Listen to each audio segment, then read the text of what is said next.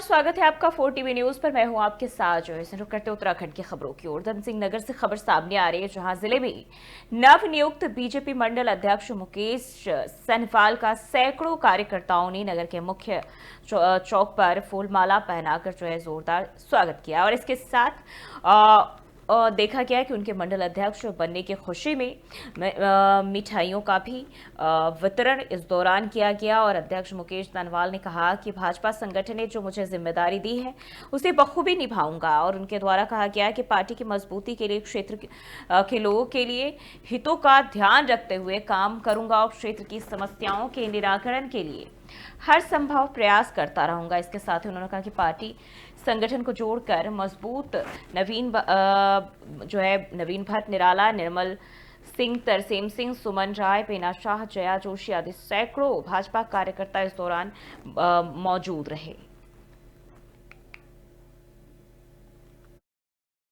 उसके साथ भाजपा के हर कार्यकर्ता का बहुत बहुत धन्यवाद और आभार। इसके साथ ही अब हमारी जो आने वाली नीतियां रहेंगी, जो सरकार, क्योंकि आपको पता है कि केंद्र सरकार में भाजपा की ही सरकार है और राज्य में भी भाजपा की सरकार है और बहुत लोक कल्याणकारी योजनाओं को चला जा रहा है। तो हमारा मुख्य उद्देश्य रहेगा उस हर योजना से हर आम आदमी को उस तक पहुंचाना, उसकी जानकारी देना, जिससे कि वह व्यक्ति हमारी भारतीय जनता पार्टी की सरकार द्वारा चलाई गई योजनाओं से लाभान्वित हो सके। उसके साथ बढ़ते आगे, हल्द्वानी में ऑनलाइन रजिस्ट्री के विरोध में रजिस्ट्री कार्यालय में आंदोलन शुरू हो चुका है। आंदोलन के तहत अराजय, नवीसो, दस्तावेज लेखक, स्टाम्प विक्रेता और अधिवक्ता कार्य बहिष्कार कर रजिस्ट्री कार्यालय में धरना प्रदर्शन करते नजर आए।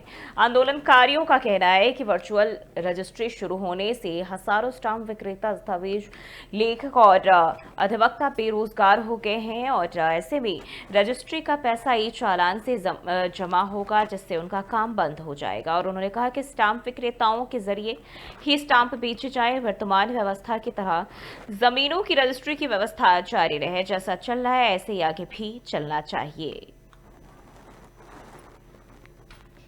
ये पहले हमारे 2 दिन का था प्रस्ताव, परसों फिर निर्णय लिया गया कि हमारी बात को कोई सभी सुन नहीं रहा है, इसलिए हमने इसको अब शनिवार तक 1 तारीख तक के लिए बढ़ा दिया है। तो हमारी मांग वही है कि वर्चुअल रजिस्ट्री और पेपर रजिस्ट्री के बारे में है। अगर वर्चुअल और पेपर रजिस्ट्री होती है तो हमारे हितों की सुरक्षा कैसे होगी? स्टाम्प वेंडर से कोई स्टाम्प खरीदेगा नहीं, क्योंकि ई चालान से पैसा जमा होने लगेगा। तो जैसे अभी 10 रुपए के स्टाम्प में जो है आपका जब नकल वगैरह निकलते हैं तो पहले हम ही लोगों से लोग खरीदते थे, और सीधे जो है ई चालान से जमा जो वो पैसा स्टॉक होल्डिंग के खाते में चला जाता है। तो हमारे स्टाम्प विक्रेता तो बेरोजगार हो गए सब। आज हमारा तीसरा दिन है और हमें सहयोग मिल रहा है। सारे हमारे सहयोगी लोग इकट्ठे हुए हैं कि ई स्टाम्प का जो प्रक्रिया गवर्नमेंट ने बिना हमें परिश्रम में लिए हुए लागू कर दिया गया है, इसका हमारे द्वारा विरोध किया गया है, विरोध कर रहे हैं। और सर एक समस्या और भी है, हमारे जो स्टाम्प विक्रेता हैं पुराने, पहले हमारा लाइसेंस 3-3 साल के लिए रिन्यूअल होता था। अब ये गवर्नमेंट द्वारा हर वित्त वर्ष में 1 साल के लिए किया जा रहा है। इसकी प्रक्रिया लंबी कर दी इन्होंने, इसका भी हमारा द्वारा विरोध किया जा रहा है कि पूर्व की भांति इसको भी 3-3 साल के लिए कर दिया जाए।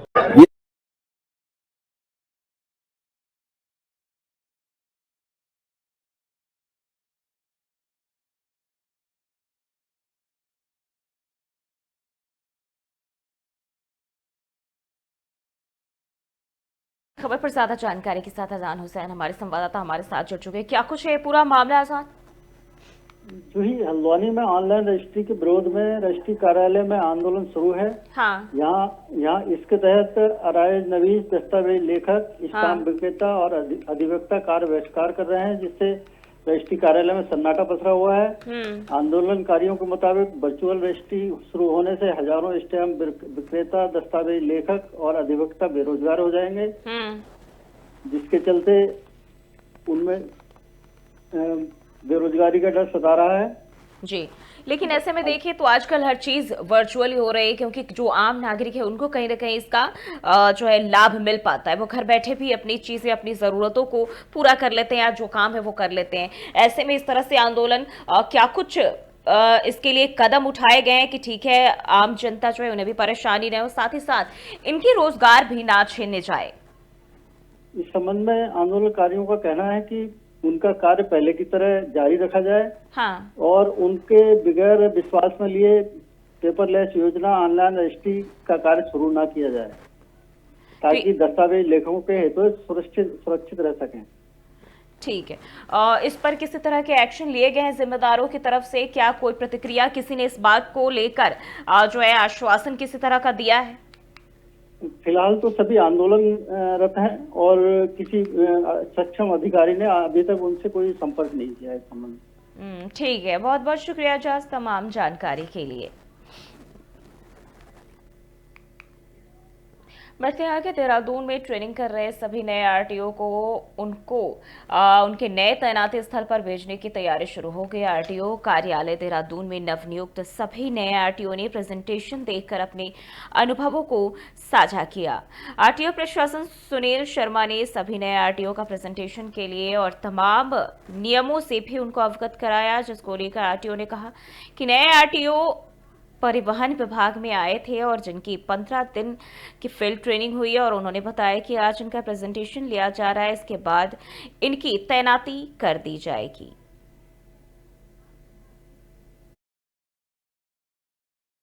परिवहन विभाग में हमारे नए एआरटीओज जो कमीशन से फाउंडेशन कोर्स करके आए हैं, वो आप संभाग के अंदर 5 एआरटीओज अपनी ट्रेनिंग के लिए आए थे जो फील्ड ट्रेनिंग के करनी थी। उसमें उन्होंने 15 दिन का ट्रेनिंग प्रोग्राम कंप्लीट कर लिया है, जिसमें 2 एआरटीओज देहरादून में ट्रेनिंग कर रहे थे, 2 ऋषिकेश में और 1 रुड़की के अंदर। इनके द्वारा 15 दिन ना सिर्फ फील्ड पर चेकिंग करी गई, साथ में सारे नियम कानून की स्टडी करी गई है। आज इनके द्वारा अपना अपना प्रेजेंटेशन दिया जा रहा है और प्रेजेंटेशन के पश्चात इनको दोबारा रिलीव कर दिया जाएगा हेडक्वार्टर में, जिनके जहां के बाद इनकी तैनाती कर दी जाएगी। परिवहन विभाग में बढ़ते हैं आगे, देहरादून के जिला शिक्षा अधिकारी प्रारंभिक शिक्षा प्रेमलाल भारती ने कहा कि स्कूलों में गुणवत्ता परक शिक्षा को लेकर जो है पूरी तरह से शिक्षा विभाग फोकस कर रहा है और उन्होंने कहा कि प्राथमिक शिक्षा में सुधार लाने के लिए लगातार प्रयास भी जारी है। शहरी क्षेत्र के सरकारी और निजी स्कूलों में शिक्षा के सुधार के लिए कई योजनाएं लागू की है। निजी स्कूलों में आरटीई का सख्ती से पालन कराया जाएगा। जिले के सभी स्कूलों में मूलभूत सुविधाएं विकसित की जा रही है और इसके लिए जिलाधिकारी देहरादून के माध्यम से सभी स्कूलों में फर्नीचर की समुचित व्यवस्था भी की जा रही है। वर्चुअल क्लास के हिसाब से भी कक्षाओं को तैयार किया जा रहा है। बच्चों के सर्वांगीण विकास के लिए शिक्षा के साथ खेलकूद की गतिविधियों को भी बढ़ावा देने पर उनका फोकस किया जा रहा है। सबसे पहले तो मैं ये चाह रहा हूँ कि हमारे सभी विद्यालयों में मानक जो आरटी मानक हैं उसके अनुसार शिक्षकों की तैनाती सुनिश्चित की जाए, तो पहली प्राथमिकता ये है।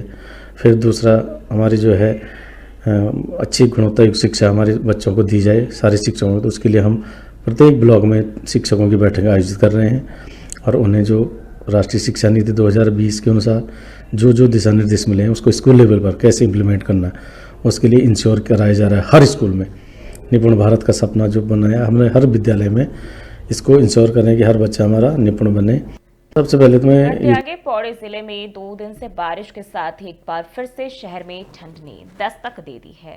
ठंड से बचने के लिए लोग अब अलाव का सहारा भी ले रहे हैं। वहीं बारिश के चलते वन विभाग और जल संस्थान को भी थोड़ी राहत मिलती हुई नजर आ रही है और इसके साथ ही जिले भर के किसानों के लिए हुई बारिश से माहौल खुशनुमा हो गया है। बताते चले कि इस बार लंबे समय से बारिश होने के कारण काश्तकार उन्नत पैदावार के लिए बारिश की राह तक रहे थे और ऐसे में औसत बारिश होने से उनको भी राहत मिली है। वहीं जनपद में कई पहाड़ी क्षेत्रों में बर्फबारी के चलते सबकी खेती के काश्तकारों के चेहरे जो है खिले हुए नजर आ रहे हैं, उनके चेहरे पर रौनक दिखाई दे रही है।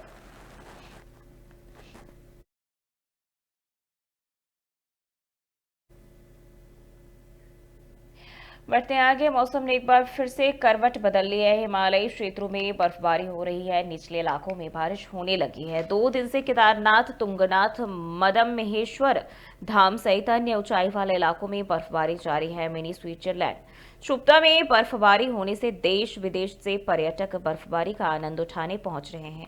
बर्फबारी का आनंद लेने आ रहे पर्यटक बाबा केदारनाथ के शीतकालीन गद्य स्थल ओंकारेश्वर मंदिर पहुंचकर भी आशीर्वाद लेते हुए दिख रहे हैं। इससे शीतकालीन यात्रा को भी बढ़ावा मिल रहा है।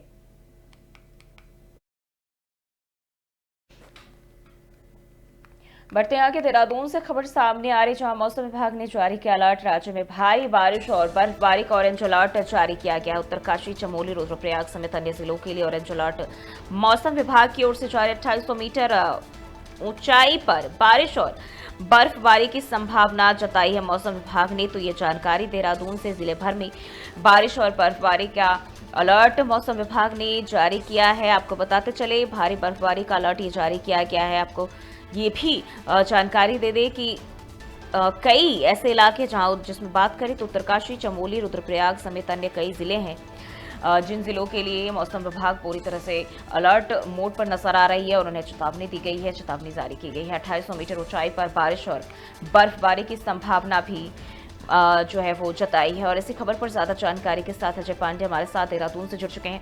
अजय पांडे, जिस तरीके से अब देहरादून में मौसम करवट बदलता हुआ नजर आ रहा है और ऐसे में कई सारे जिले हैं जिसके लिए मौसम विभाग ने अलर्ट जारी कर दिया है, क्या खास जानकारी अभी मिल रही है मौसम को लेकर? देखिए, मौसम विभाग की ओर से प्रदेश के मौसम को लेकर के जो चेतावनी जारी की गई थी वो पूरी तरह से सही साबित हुई है। और जिस तरह से बारिश और बर्फबारी का जो दौर है उसके चलते मौसम में काफी गिरावट आई है तापमान में। और इस समय पूरे प्रदेश में काफी ठंड का एहसास किया जा रहा है। खासतौर पर मैदानी क्षेत्रों में पिछले कुछ दिनों से ऐसा लग रहा था कि अब गर्मी का मौसम आ गया है, गर्माहट महसूस की जा रही थी, लेकिन अब यहाँ पर भी बारिश के दौर के चलते ठंडक महसूस की जा रही है। और इसी के साथ साथ जो ऊंची पहाड़ी चोटियां हैं, खासतौर पर 2800 मीटर से अधिक ऊंचाई वाले क्षेत्र हैं, उनमें बर्फबारी हो रही है। कल भी बारिश हुई थी, बर्फबारी हुई थी और आज भी उसी तरह का नज़ारा देखने को मिल रहा है। मौसम विभाग ने कई क्षेत्रों के लिए आज येलो अलर्ट जारी किया है और सभी लोगों से ये अपील की है कि वो अलर्ट मोड में रहें, संयम रखें और अगर जरूरी ना हो तो खास तौर पर पहाड़ी क्षेत्रों में यात्रा न करें। इसके साथ साथ जो बद्रीनाथ है, केदारनाथ है, यमुनोत्री, गंगोत्री धाम में बर्फबारी हो रही है और पूरी तरह से जो कहें कि पूरा क्षेत्र जो है सफेद बर्फ की चादरों से ओढ़ा हुआ है और हर जगह का नज़ारा काफी अच्छा देखने को मिल रहा है। और इसके साथ साथ उन क्षेत्रों में ठंडक काफी बढ़ी हुई है और आज 2800 मीटर से अधिक ऊंचाई वाले क्षेत्रों में इस तरह का नज़ारा देखने को मिल रहा है। और मौसम विभाग ने पहले से ही अपने चेतावनी जारी की थी और खासतौर पर जो मैदानी क्षेत्र हैं यहाँ पर भी इसी तरह का मौसम देखने को मिल रहा है। बिल्कुल, ऐसे में हम देखें शीतकालीन यात्रा भी जो है वो चल रही है और पर्यटक बड़ी तादाद में यहाँ पहुँच रहे हैं। कितना इजाफा पर्यटन के लिहाज से? देखिए, खास तौर पर जब पहाड़ों में बारिश होती है, बर्फबारी होती है, तो बर्फबारी का जो लुत्फ लेने के लिए काफी संख्या में लोग इन क्षेत्रों की ओर रुख करते हैं। तो ऐसे में इस तरह का जब नज़ारा नजर आएगा उनको, इस तरह का की जानकारी उनको मिलेगी तो विभिन्न प्रदेशों से लोग इधर की साइड आना चाहेंगे और पर्यटन के लिहाज से काफी अच्छा ये मौसम हो जाता है। इस तरह का नज़ारा देखने को मिलता है तो काफी संख्या में लोग यहाँ पर आते हैं। लेकिन इसके साथ साथ आपका जो चार धाम यात्रा है ये भी जारी है और चार धाम यात्रा में भी काफी संख्या में लोग आ रहे हैं। हालांकि शीतकालीन चार धाम यात्रा का उतना प्रचार प्रसार नहीं है व्यापक स्तर पर जिस तरह से होना चाहिए, जिस तरह से लोग आए यहाँ पर तो उस तरह से नहीं आते हैं। लेकिन काफी संख्या में लोग अब चारों धामों के उन क्षेत्रों में आ रहे हैं जहाँ पर शीतकाल के दौरान जो आराध्य देव प्रवास करते हैं तो उन जगहों पर लोग अब आ रहे हैं दर्शन करने के लिए। लेकिन जब इस तरह का मौसम रहता है, इस तरह का नज़ारा रहता है तो प्रशासन की ओर से यात्रियों को भी बीच बीच में रोका जा रहा है, उनको ये बताया जा रहा है। कई जगहों पर ये भी जानकारी मिल रही है कि लोग एक बार फिर से, क्योंकि जिस तरीके से अभी भी आपने बताया कि गर्मी कहीं ना कहीं लोगों को फील है, उन्हें होने लगी थी, महसूस होने लगी थी और एक बार फिर से बढ़ती ठंड ने जिस तरीके से दस्तक दे दी है, लोग अलाव का भी सहारा ले रहे कई क्षेत्रों में। जी हाँ, बिल्कुल। देखिए, उत्तराखंड जो पहाड़ी क्षेत्र है और खास तौर पर जो पहाड़ी जो ऊंचाई वाले क्षेत्र हैं वहाँ पर मौसम में जब इस तरह का बदलाव होता है तो बहुत तेजी के साथ बदलाव होता है और ठंडक इस समय काफी बढ़ी हुई है, लगातार बर्फबारी हो रही है। तो जाहिर है कि जिस तरह से अब भी जाड़े का मौसम है और इस समय मैदानी क्षेत्रों में गर्माहट महसूस की जा रही थी, पर्वतीय इलाकों में भी तमाम जगहों पर गर्माहट महसूस की जा रही थी। लेकिन जब अचानक में ये नजारा बदला है, स्थितियां बदली हैं, तो अब लोग फिर उसी तरह से रजाई गद्दे और अलाव का सहारा ले रहे हैं और अपने अपने घरों में दुबक करके रह रहे हैं। बहुत जरूरी है सभी वो अपने घर से बाहर निकल रहे हैं, क्योंकि इस समय काफी ठंडक पड़ रही है पहाड़ी क्षेत्रों में। बिल्कुल, यूँ देखा जाए तो अभी उत्तराखंड के लिए पर्यटन के लिहाज से बेहद ही सुनहरा दौर कह सकते हैं कि चल रहा है, लेकिन जो आम जनता है उन्हें कहीं ना कहीं इसके चलते काफ़ी मशक्क़त होती है। और ऐसे में अगर हम सरकार की तरफ से बात करें, क्योंकि चाहे उत्तराखंड में हम देखें गर्मी हो ठंडी हो, हालांकि गर्मी में तो ज़रूर थोड़ी राहत होती है अगर हम जंगलों में आग लगने की घटना छोड़ दें, लेकिन ठंडी हो बारिश हो, इन तमाम सीजन्स में हम देखते हैं ठंड भी बहुत ज़्यादा पड़ती है और बारिश के दौरान जब वो बाढ़ का काफ़ी ज़्यादा जो है लोगों को भुगतान इसका करना पड़ता है।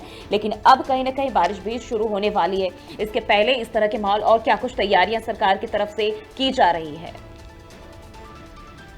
देखिए, क्योंकि जो फायर सीजन होता है वो 15 फरवरी से 15 जून तक का होता है और इस दौरान वन विभाग की ओर से पहले तैयारियां की जाती हैं। हाल ही में मॉक ड्रिल भी किया गया था आपदा प्रबंधन विभाग और वन विभाग की संयुक्त टीम के द्वारा, और तमाम जगह पर अधिकारियों को ये बताया गया कि किस तरह से अपनी तैयारियों को दुरुस्त रखें। इसके साथ साथ तमाम क्षेत्रों में जब आपदा जैसी स्थिति आती है तो उससे कैसे निपटा जाए, इसको लेकर के भी सभी जिलों के जिलाधिकारियों को अलर्ट मोड पर रखा गया है। और खास तौर पर मौसम विभाग की ओर से जब चेतावनी जारी होती है तो उस चेतावनी को काफी गंभीरता से लिया जाता है। ऐसे में आपदा प्रबंधन से संबंधित या वनों में आग लगने की घटनाओं से संबंधित तमाम जो चीजें हैं उनको लेकर के पहले से तैयारियां की जा चुकी हैं और सभी तरह से हर स्तर से अधिकारियों को अलर्ट मोड पर रखा गया है और इसकी मॉनिटरिंग जो है उस स्तर के जो अधिकारी हैं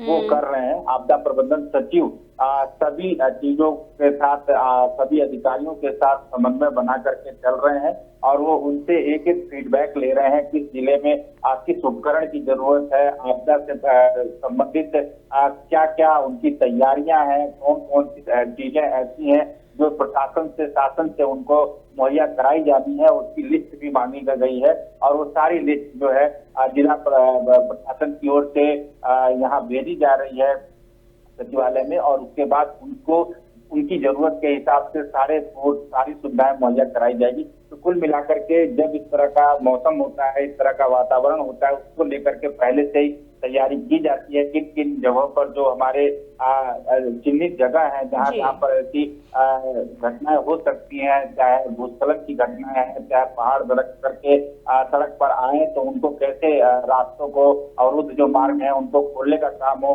कैसे उसमें तेजी लाई जाए, ये तमाम ऐसे विषय हैं जिनको लेकर के अधिकारी लगातार मशक्कत करने में जुटे हुए हैं और एक दूसरे के साथ समन्वय बना करके चल रहे हैं। ठीक है, बहुत बहुत शुक्रिया आपका अजय तमाम जानकारी के लिए।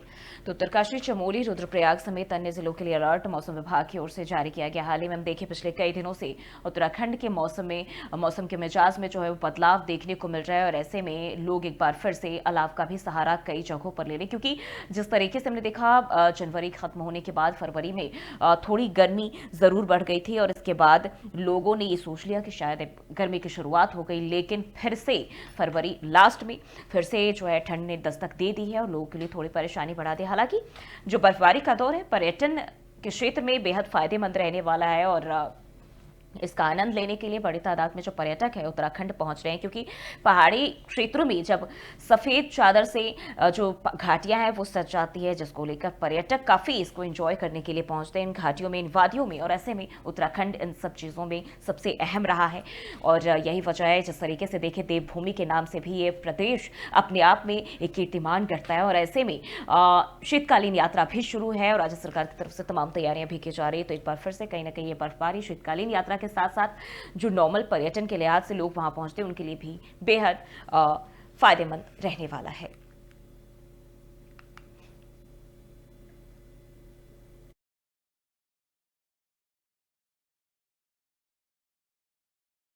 तो बुलेटिन में फिलहाल के लिए बस इतना ही। देश और दुनिया की तमाम खबरों के लिए देखते रहिए 4 TV न्यूज़।